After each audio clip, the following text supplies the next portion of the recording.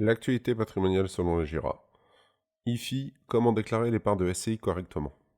Depuis le 1er janvier 2018, fini l'ISF avec ses règles globales en termes de patrimoine.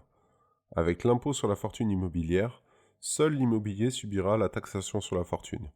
Une bonne nouvelle pour les contribuables possédant essentiellement des actifs financiers. Mais qu'en est-il pour les personnes détenant des sociétés civiles immobilières? Est-ce que IFI et SCI font bon ménage? Découvrons comment calculer la base taxable des parts à cette nouvelle impôt. Quel est le sort désormais des comptes courants d'associés? Avec l'IFI, comment déclarer les parts de SCI à leur juste valeur? IFI et SCI, quelques règles de base. Dans le cadre du calcul de l'impôt, il faut être très méthodique. Voici les différentes étapes à respecter pour l'IFI. Premièrement, répertorier les biens dans le champ d'application et donc taxables.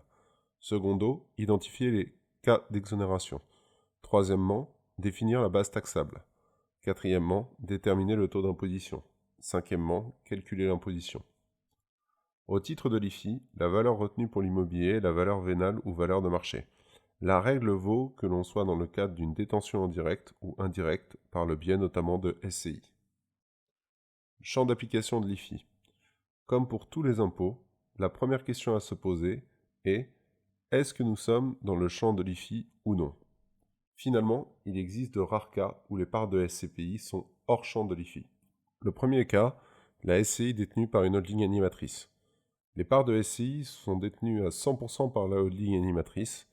La SCI est composée uniquement d'un bien loué à la société d'exploitation sous le contrôle de la holding. Le second cas, la SCI détenue par une société opérationnelle. La société opérationnelle doit détenir 100% des parts de la SCI, et la SCI doit être composée uniquement d'un bien donné en location à cette société exploitation opérationnelle mère. Pour autant, il existe des cas d'exonération.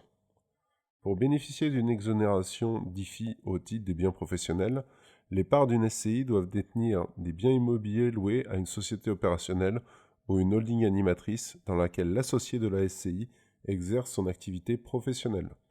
Le montant de l'exonération est égal à la quote-part de participation de l'associé dans la société opérationnelle. Très mauvaise nouvelle pour celles et ceux qui ont fait le choix de détenir leur résidence principale par le biais d'une SCI. Celle-ci ne profitera d'aucun abattement au titre de l'IFI, alors que cela aurait pu être le cas avec une détention en direct par le contribuable. On ne peut pas gagner à tous les coups. IFI et compte courant d'associés.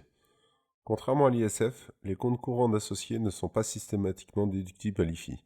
Par tolérance et mesure de simplification, toutes les valeurs de compte courant nées avant l'apparition de l'IFI 1er janvier 2018 sont déductibles. Pour les autres, seuls les comptes courants ayant servi à financer l'immobilier sont déductibles. La nuance étant extrêmement ténue, il nous semble important de vous faire aider désormais sur le sujet.